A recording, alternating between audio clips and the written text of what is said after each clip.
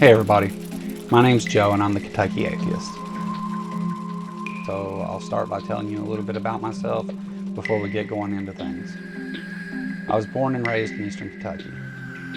At one time I considered myself to be what you would call a Bible-thumping Christian.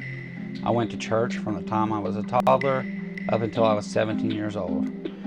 I never thought to even question God's existence, but if I'm honest, some of the stories like Noah's Ark, the Garden of Eden, some of the supernatural claims and miracles in the Bible, I had doubts about those, but I didn't doubt the truth that God and Jesus were real and that heaven and hell were real places that you could actually end up going.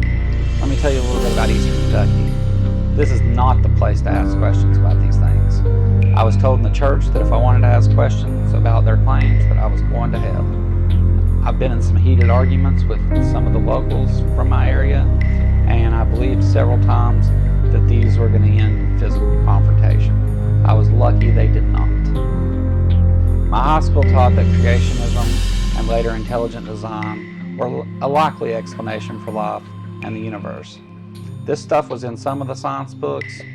They taught actual science mostly, but they didn't shy away from just straight telling you that we need to learn these things for testing, but God created everything. A good example of this is I had a conversation with my earth and space science teacher.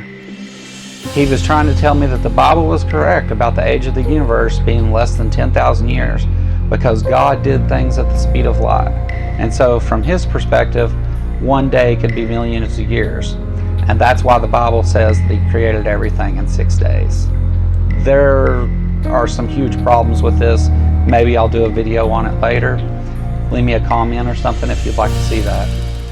Later I went to college. I took classes in physics, computer science, psychology, sociology. These classes exposed me to what science actually was for the first time in my life. I instantly fell in love with physics and math.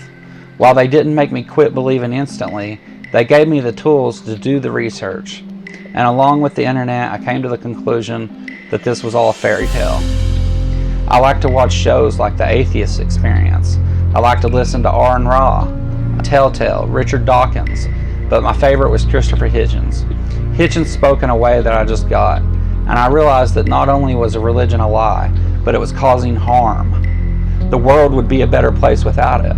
I understood that it didn't matter what others believed, but I didn't want these nut jobs putting the same thing in my kid's head that they did to me when I was a child.